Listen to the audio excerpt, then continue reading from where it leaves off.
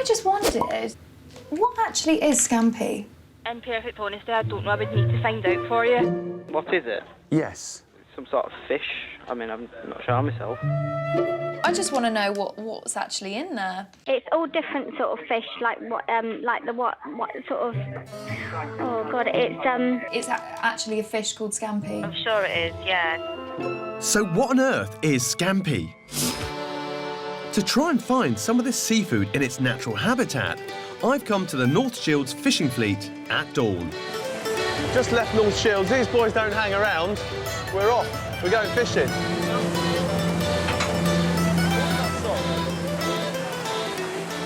You'll never catch anything like that. You've got to put the whole net in. My nautical know-how doesn't last long. That's the nets in the water. All we've got to do now is wait. Wait. As the fishermen go to work, I go a little green. And then, for a little lie down. The crew don't have that luxury, though. As the sun comes up, so do their nets. On an average trip, they bring in up to 600 kilos of fish. Somewhere in that lot is the mysterious scampi. At last, the trawler finally turns back.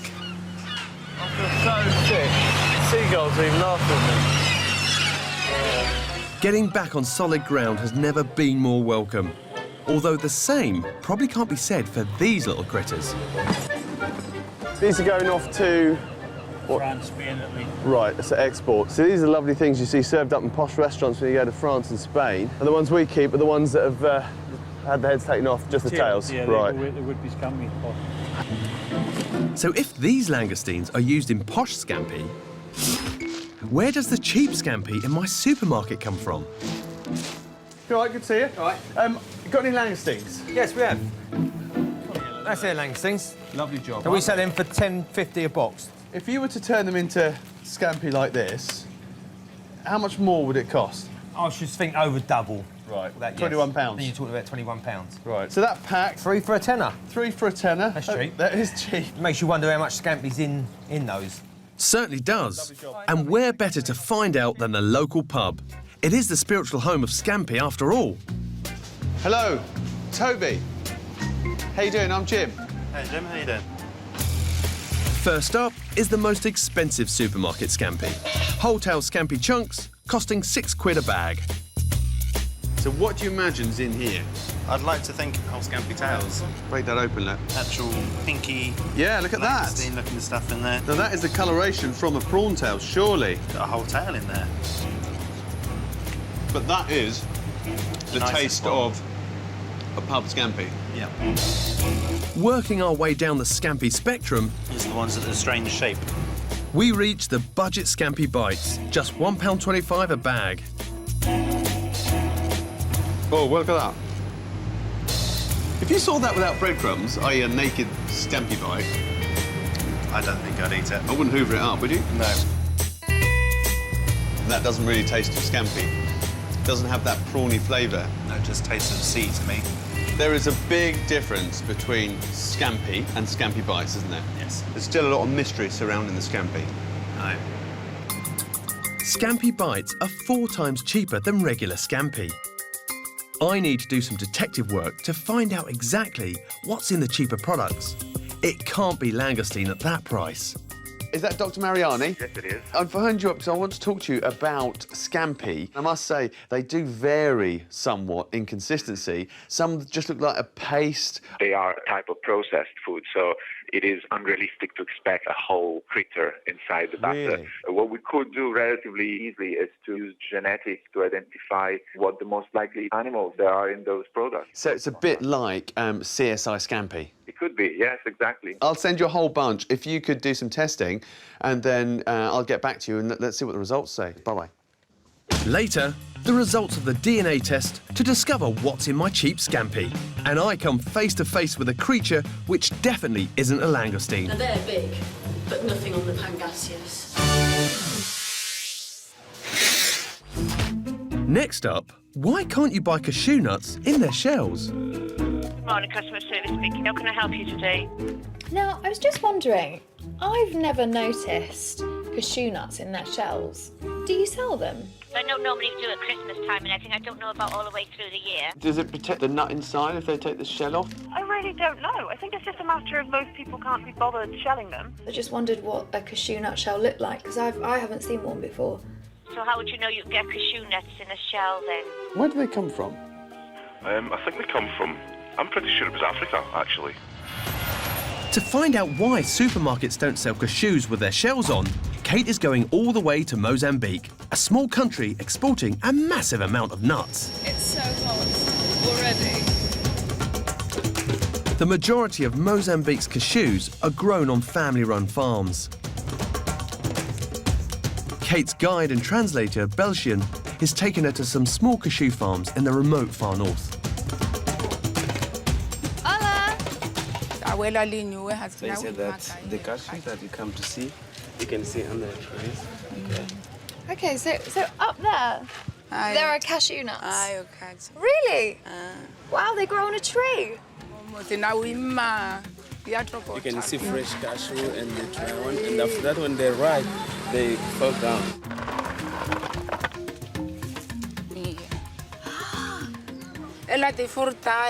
This is the fruit. Okay, Yeah. so I can eat this, yeah? Okay.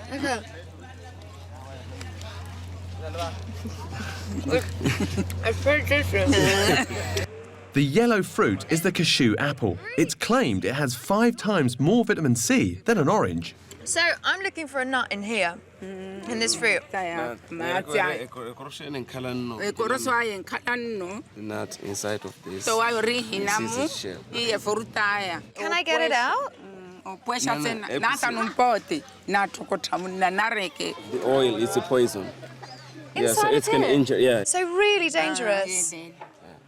Down there.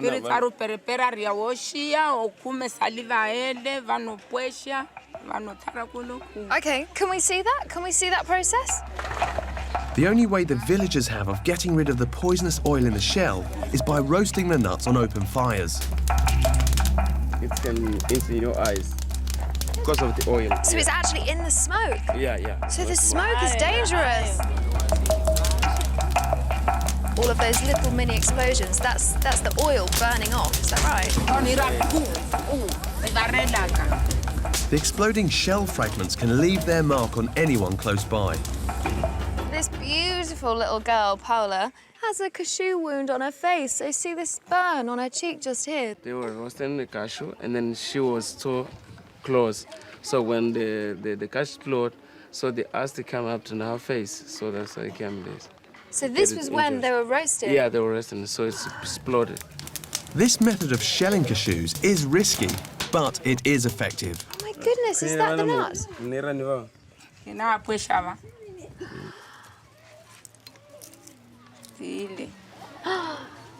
there we have it. Oh, it's still warm. It's still hot, isn't it? Can I eat this? So now it's safe, you can eat without a problem.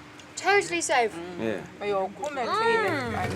Mozambique is currently Africa's biggest cashew producer, with annual exports of over 120,000 tonnes. So how do the large processing factories shell all these dangerous nuts on an industrial scale? We'll find out later and discover how the dangerous oil has some redeeming qualities. Meanwhile, why do some sorts cost more than others? Matt's trying to find out. Good morning. I was in the store the other day and I picked up some table salt, and I was wondering if there's any difference at all between table salt and sea salt. I'm assuming the sea salt, maybe it's unprocessed. Is it natural? I mean, do you think they actually taste any different? That I don't know. Presumably they do more to sea salt to make it expensive. Probably, well, the way things go, isn't it? If you do less to a product, it's more expensive. Some sea salts can in fact be 20 times more expensive than table salt. To find out what they're charging for, Matt's travelling to Anglesey in North Wales. This coastal town is home to Mon Sea Salt. Here to show Matt how they make their salt is boss David Lee Wilson. Matt, nice to meet you. Nice to meet you. This is our intake pipe. So it gets pumped up here. Yep, The time is and right. we're going to pump it up to our tanks, Right. and then we're going to evaporate. So this is the heart of the salt making. So this is just the seawater? That's all it is seawater with some of the water taken out of it. So am I right in thinking there's a very marked difference between sea salt and table salt? Yes, there's a difference in taste, there's a difference in texture, there's a difference in the food environment, the factories they're made in. David aims to create especially large flakes, which he claims creates more flavour than regular table salt. They're two different products? I would say they are, yes. Both products have got sodium chloride in, but they are as far removed as you can imagine. Sodium chloride is just another name for salt. So if they're all made from the same thing, what makes sea salt different from any other salt?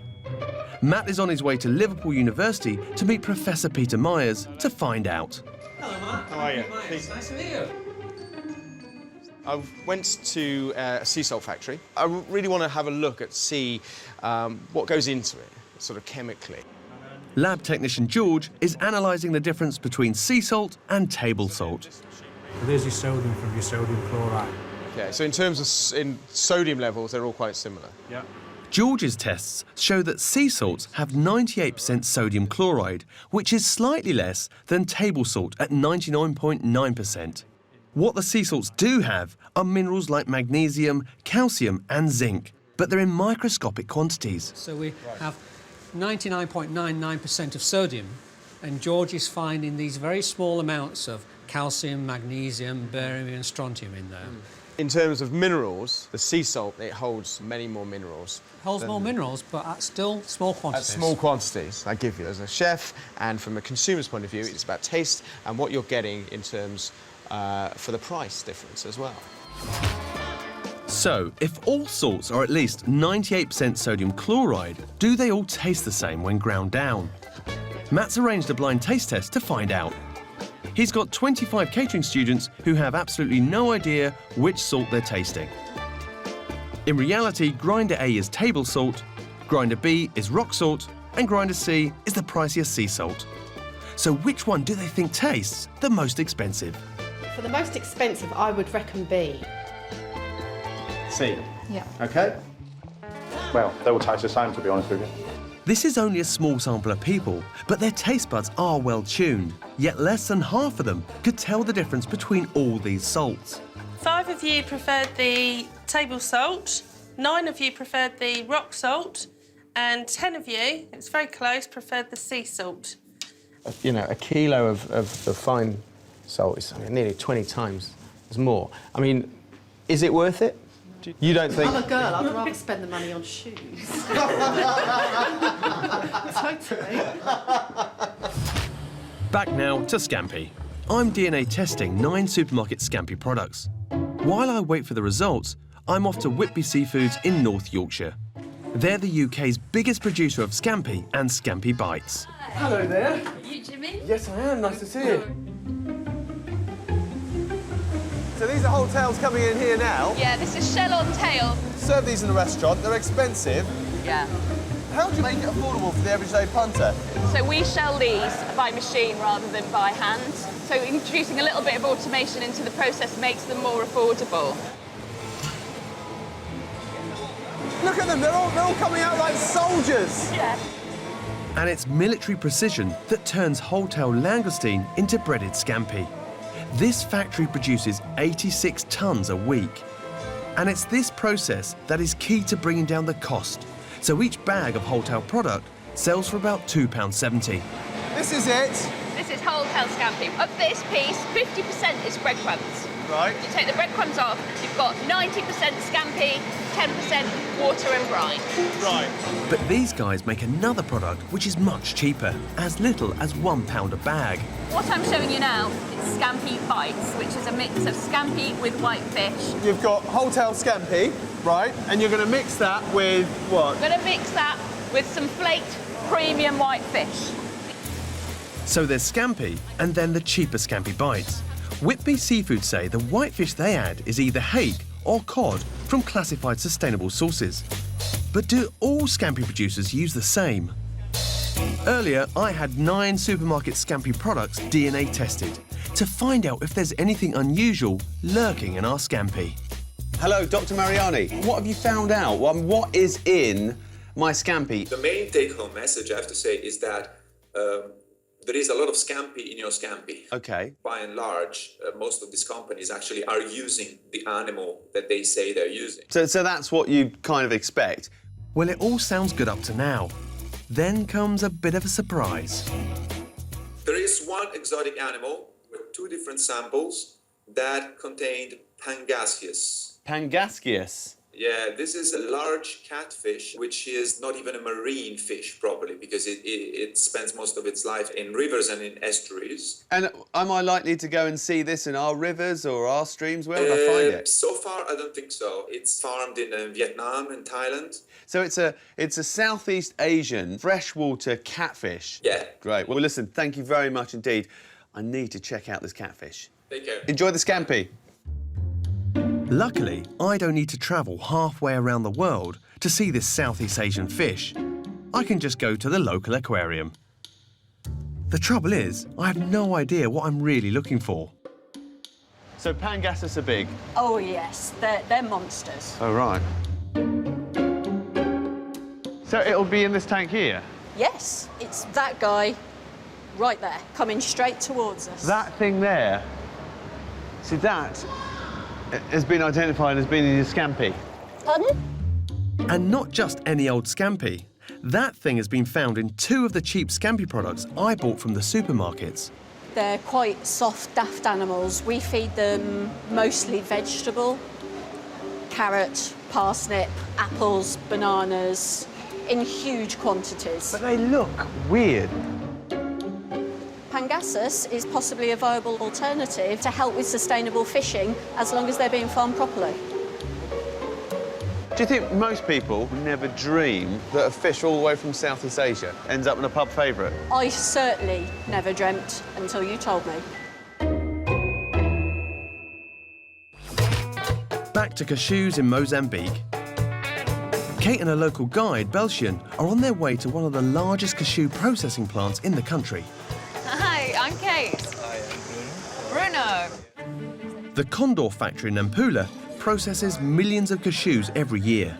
Oh, look at that. 80 kilos each of the bags. Every single cashew arrives in its shell, so the toxic oil coating each nut is still intact.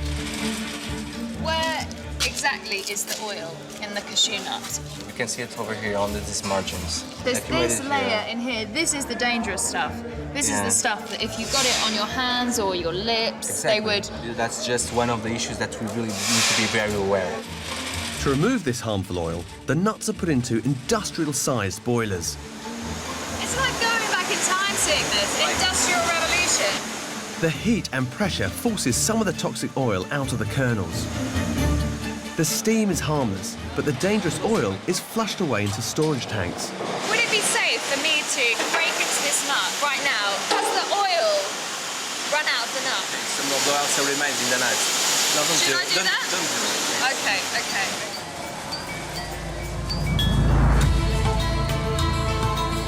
Astonishingly, the next stage of the cashew processing relies on manual labour. Every single cashew nut is shelled by hand. Is there no way that this can be done by machine? We need to do it by hand because there's not technology good enough to prevent a high level of breakage.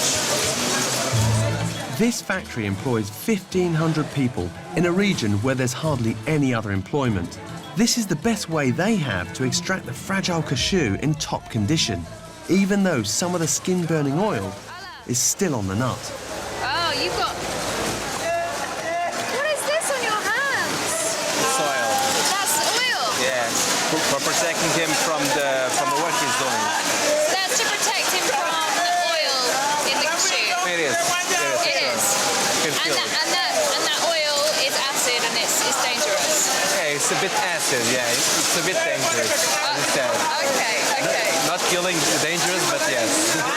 And so at this point, is the nut safe to eat? No, it is, of course. I don't know. I can eat it now. I never ate it with its peel on, but... You should try one. Okay. If you are willing to... Is it good? It tastes quite acidic. acids. Yeah. It's the peel, I think. It's just the peel. Yeah. Phew. Recently, other cashew processing countries have started to carefully cultivate this oil and see it as a valuable byproduct. I've looked a bit more into this. It turns out that it's something called anacardic acid, which can be extracted from the oil. And it's claimed this stuff has serious antibiotic properties. Superbug expert Professor Mark Fielder explains more. It does appear to have some effect against some strains of Staph aureus and certainly some strains of MRSA. So if I wanted to get my hands on some of this acid, how much would it cost me? Well, that's a complicated question and quite a lot. When you're extracting that and getting it in a pure form, then some of the procedures you need to use are very, very complicated. So it costs about £12,000 a gram. So £12,000 a gram? Yes. So this cashew nut here, this weighs what, about a gram, and it costs about a penny? So the acid from the used shells is 1,000,000 times more expensive? Yep. That's insane. Is it exciting news that there's this acid from the old shells of cashews that could potentially be of great use, especially to the medical industry? It's exciting for the fact that we've got a natural product out there, that if we can use something from the natural world, modify it and develop it and improve it, then hopefully we can start to get back in front of these organisms again rather than them being in front of us.